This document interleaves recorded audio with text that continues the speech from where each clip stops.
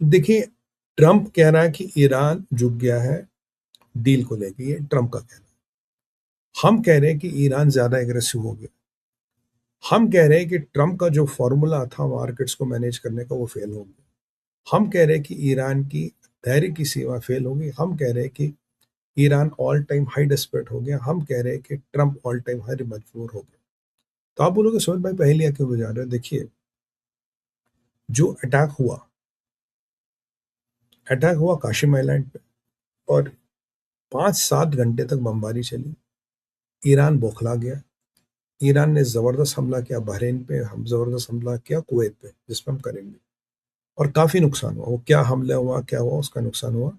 और उससे पहले ही इनकी रडार साइट्स पे हमला हो चुका था, ये आप जानते हैं। ऐसे में ट्रंप का स्टेटमेंट आया कि भाई मैं तो मुश्तबा खमीनी से मिलना चाहता हूँ।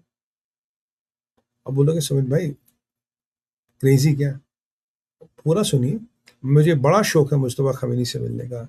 ही must be doing well but he is missing a few parts.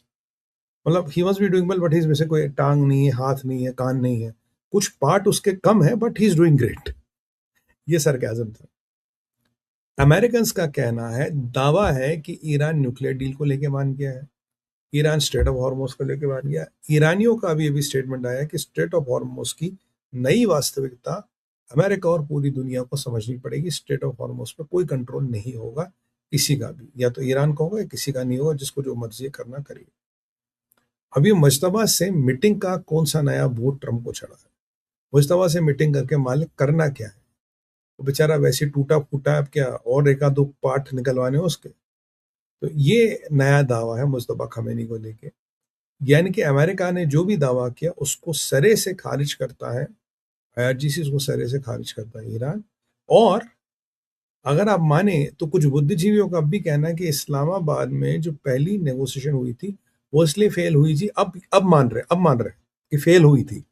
Fail इसलिए हुई थी कि उसमें न्यूक्लियर पार्ट को लेके ईरान सहमत नहीं था। अब न्यूक्लियर पार्ट को लेके ईरान सहमत है, इसलिए वार्ता कामयाब। तो अगर आप बुद्धिजीवियों के बुद्धि का अध्ययन करें तो आपको लगेगा कुछ तो सुमित भाई बात है। पर अगर मैं तर्कों का अध्ययन करूं मुझे लगेगा ये सबका सिस्टम हिल चुका है। क्यों? उस पर जरा बात करेंगे। देखिए, कोशेर आइलैंड आपका लतिक आइलैंड और खरग आइलैंड से लता हुआ लगा हुआ है। इस पे जो अटैक हुआ 5-6 घंटे का अटैक हुआ, दवा के बम बरसाए गए, और मुझे लगता है जो भी मिलिट्री या जो भी वहाँ इंफ्रास्ट्रक्चर था उसको ध्वस्त किया गया। कारण है कि पाकिस्तान का एंगल है। पाकिस्तान ईरान के लिए चाइना से वेपन्स की स्मगलिंग करता है। काफ़ी माल मसाला, काफ़ी वेपन्स पाकिस्तान के माध्यम से ईरान आ गए थे, और ये कहीं ना कहीं इनको डिस्ट्रॉय करने थे, इसलिए ये अटैक किया गया। मैंने आपको, शायद भारत विचार पहला चैनल है, मैंने आपको बोला अमेरिका बड़े टारगेट्स में अटैक कर रहा, छोटा छोटा छोटा छोटा हर पैकेट में अटैक कर रहा। ईरान को ये नहीं पता लग रहा अगला अटैक कब आएगा, और ईरान का अपना असला बारूद फैला रहा। ईरान की समस्या ये है, कुछ असला बारूद तो बच गया पुराने अटैक से। मान लीजिए 40% 50% पे होंगे जब शुरू किया था, पर नया असला बारूद बनाने की व्यवस्थाएं सारी खत्म कर दी। इनकी जो है जितना है उतना ही ब्लॉकेट जारी है। और जो कतर से पैसे मांगे थे, कतर भी कह रहा है कि भाई पैसे तो नहीं दे सकते, दवाई खरीदनी, दारू खरीदना है, मतलब अगर दारू भी पीनी वो भी सप्लाई कर देंगे, बट पैसे डॉलर में नहीं देंगे। चाइना से माल आ नहीं रहा। इनकी समस्याएं डबल हो रही है बेचारों की। ये करे तो करे क्या बेचारे जहादी। और जहाद कर करके यहाँ तक तो पहुंच गया, अब रोटी के साथ जहाद तो नहीं हो सकता ना। समस्या इनकी वहां फंस गई है। अब जो कुशेर आइलैंड पे अटैक हुआ, तो मैंने आपको कहा था कि ईरान जबरदस्त हमला करे। ईरान ने जबरदस्त हमला किया। 13 बैलिस्टिक मिसाइलें, करीब 17 18 19 ड्रोन, और ऐसा भी सुनने में कुछ क्रूज मिसाइलें इन्होंने चलाई कुवैत के ऊपर। कुवैत के एयरपोर्ट के बाजे बजा दिए। कुवैत के एयरपोर्ट का एक टर्मिनल बंद हो गया, एयर स्पेस बंद हो गई, पार्शली अब खुल गई है। 63 लोग जख्मी हो गए, 63 पीपल आर इंजर्ड। 7 से 10 लोग की इमीडिएट सर्जरियां करानी पड़ी। 1 से 3 लोगों के मारे जाने की खबर है। और अगर आप उस कुवैत के एयरपोर्ट के आज गूगल करके चित्र डाले, आपको लगेगा ये कोई 200 साल पुराना बस अड्डा है जिसको अबांडन कर दिया गया। एयरपोर्ट को खत्म कर दिया, और कुवैत के पास एक ही एयरपोर्ट है। यहाँ से जो मिसाइल्स इंटरसेप्ट किए गए उसके फॉलिंग डेब्रिस से काफी लोग हताहत हुए, कुवैत में काफी एक्सीडेंट हुए। मतलब कुवैत की तबीयत से वाट लग गई है। और यहाँ बहरीन में भी अटैक हुआ, बहरीन में फिफ्थ फ्लीट के हेडक्वार्टर में अटैक हुआ, बहरीन और कुवैत में अमेरिका के जो मिलिट्री बेसिस उन पर अटैक हुआ, और जो भी इनके ऑयल इंफ्रास्ट्रक्चर में जॉइंट वेंचर्स उन पर अटैक हुआ, और काफ़ी नुकसान इनको हो गया।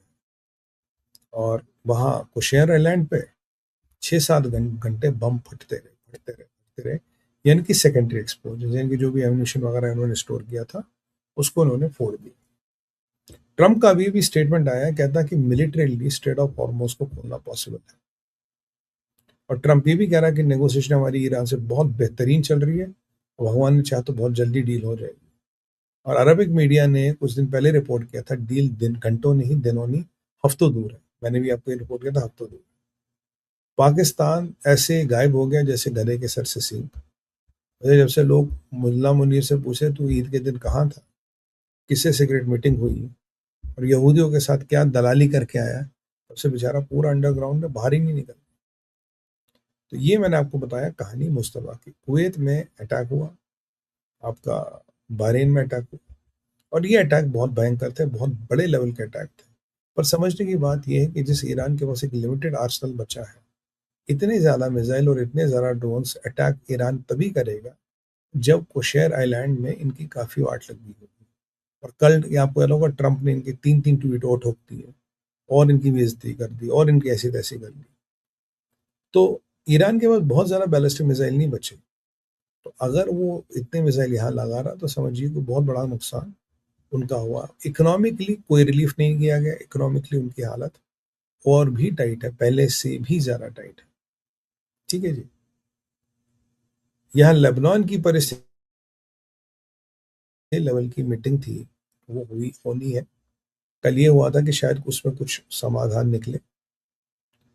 और फिलहाल क्वेश्चन ये, हिजबुल्लाह ने सीज फायर को लेके मना कर दिया। हिजबुल्लाह कहता हूँ कोई भी अमेरिका का ब्रोकर्ड सीज फायर नहीं मानते, we are in war with Israel. हुआ क्या था, कहानी ऐसे हुई कि कल हिजबुल्लाह ने अपील करवा के सीज फायर के लिए गुहार लगाई। अभी भी हिजबुल्लाह के 2-4 बड़े कमांडर मारे गए हैं, सम गाय सम अरब करके एक बंदा मारा गया। तो जब हिजबुल्लाह को पता लगा कि भाई इनके साथ डील हो गई है, तब चौथे लेवल की मीटिंग जो थी, जो पहले नहीं होनी थी, बिटवीन लेबनान और इसराइल अनाउंस की गई। जब लेबनान और इसराइल की गेम अनाउंस की गई, सॉरी मीटिंग अनाउंस की गई, तो हिजबुल्लाह को लगा, ईरान को लगा यार हम डायरेक्ट हिजबुल्लाह के साथ सीज फायर करा रहे थे, हिजबुल्लाह इनकी ईरान के साथ सीज फायर करा रहे थे, जो ईरान की मंशा। अगर फिर इसराइल और लेबनान सीज फायर करे, हमारा उसमें रोल क्या है? We have nothing in that. इससे ये किलर्स गए and they decided to walk out of it again. उन्होंने कहा जी हमारा सीज फायर है gone, we are not in any ceasefire. अब इसराइल के आर्मी चीफ का स्टेटमेंट आया कि अब हम बेरूत पे अटैक करेंगे। और नेतन्याहू ने कहा कि मैंने ट्रम्प को कल ही बोला था कि अगर इसराइल मेरे पे रॉकेट चलाता रहा, मेरे सिविलियंस को टारगेट किया, we will attack Beirut, Beirut पे अटैक होगा। अब देखिए आज रात को मीटिंग होनी है, आज हमारे रात हमारा time meeting will be there, उसका क्या आउटकम होता है that is something to be seen. पर ये कह रहे हैं कि हम बेरूत पे अटैक करेंगे और बेरूत की ऐसी तैसी। इसराइल के मिलिट्री चीफ का जनरल जमीर का स्टेटमेंट आया कि we are at war, we are at war, कोई सीज फायर एप्लीकेबल नहीं है, क्योंकि पिछले 24 घंटे में हिजबुल्लाह ने सबसे ज्यादा रॉकेट इसराइल पे चलाए और इसराइल के सिविलियंस को टारगेट किया, हम इसका जवाब देंगे। राइट, राइट, हम इसका जवाब देंगे। और ये आ, एक चिंता का कारण जरूर है। तो कोई सीज फायर नहीं है, हिजबुल्लाह के कुछ टॉप कमांडर मारे गए, हिजबुल्लाह के काफी फाइटर मारे गए। और बेरूत पे आज कोई बड़ा अटैक तो नहीं हुआ, पर यह माना जाता है कि बेरूत पे कभी भी अटैक हो सकता है। तो जो कल हम सीज फायर की बातें कर रहे थे, जो बेंजामिन नेतन्याहू और ट्रंप में आपस में मतभेद हो गया था, आज ट्रंप ने एडमिट तो खैर किया कि मैंने एक आध दो गाली नेतन्याहू को दे दी while we are talking on the phone. But आज ट्रंप कहता है कि नेतन्याहू जैसा मेरा दोस्त और भाई पूरी दुनिया में कोई नहीं है। I love working with Netanyahu, he is like my brother, I love him. और नेतन्याहू कहता है कि ट्रंप जैसा सपोर्टिव प्रेसिडेंट आज तक व्हाइट हाउस में नहीं आया। We like him, we love him, and we are going to do anything for Trump and for him to be successful. तो जो भी कल मतभेद हुए थे, जो भी कल आपस में 19-20 की बातें हुई थी, वो सब क्लियर कर दी गई है and they are back to business, they are back to doing things together. ये एक आपको एक नया अपडेट देना था, एक ज़बरदस्त अपडेट देना था, तो सोचा ज़रा ये आपके साथ शेयर करें। सीज़ फायर खत्म हो गया है, कहानी इज़ बैक। और अगर मैं कुवैत के बारे में ज़रा बात करूँ, ज़रा एक छोटी-सी बात है। कुवैत, बहरीन, ईरान, इज़राइल और अमेरिका, इनमें अभी फुल फ्लेजेड युद्ध चल रहा है। अगर ये फुल फ्लेजेड युद्ध चल रहा तो भाई सीज़ फायर कहाँ से हो गया? सीज़ फायर किसे कहते हैं? What the hell do you mean by seize fire? ये तो पूरा-पूरा युद्ध चल रहा है। युद्ध या तो युद्ध हो रहा है या सीज़ फायर हो रहा है। अगर बैलिस्टिक मिसाइलें 20-20, 40-40 चलाई जा रही है, तो क्या ये सीज़ फायर के आसार हैं? क्या this is what you do in a seize fire? मैं आपको कह रहा था अमेरिका सीज़ फायर चाहता ही नहीं, ट्रम्प सीज़ फायर चाहता ही नहीं। ट्रम्प पूरे मिडल ईस्ट को बर्बाद करके छोड़ना चाहता है और जो काफ़ी हद तक वो सक्सेसफुल हो भी गया है। बाकी इज़राइल को खुली छूट दे रखी है, जिसको ठोकना ठोक। फाइनली एक कंट्री है मिडल जो थोड़ा लॉजिकल बात करती है, यूएई। यूएई ने कंडेम किया इस अटैक को और यूएई ने कहा जो कुवैत और बहरीन पे अटैक हुए हैं, ये अमेरिका पे अटैक तो कहने की बात है, आपने अपने पड़ोसियों पे अटैक किया है। और जब तक गल्फ की कंट्रियां, which I like the part, हर अटैक को एक इंडिविजुअली देखेंगे तो तब तो कुछ बात बनेगी नहीं। आपको हर अटैक को पूरे बाकी गल्फ पे अटैक को देखना पड़ेगा और पूरे गल्फ को मिलके उसका जवाब देना पड़ेगा। इनके आप कुवैत को ठोकोगे तो सोचोगे कुवैत जवाब देगा, तो भाई कुवैत की इतनी औकात है नहीं। आप सोचोगे कि बहरीन जवाब देगा, बहरीन नहीं दे पाएगा। बट अगर ये कुवैत, बहरीन, यूएई जिस पे भी अटैक हो, अगर ये पूरे गल्फ पे अटैक माना जाए, फिर गल्फ का एक कंबाइंड रिस्पॉन्स जाए, तो ईरानियों को आटे दाल का भाव पता लग जाएगा।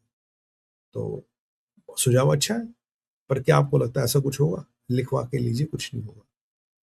क्योंकि उम्मत के चक्कर में सारे फंसे पड़े हैं और कहीं ना कहीं उम्मत का जो स्प्रिंग्स है, जो पुल है, वो भी बहुत मजबूत है। मुस्लिम ब्रदरहुड अब भी सक्रिय है और भी संस्थान सक्रिय है, तो ऐसा कुछ होने की तो भाई मुझे उम्मीद है नहीं कि something is going to happen.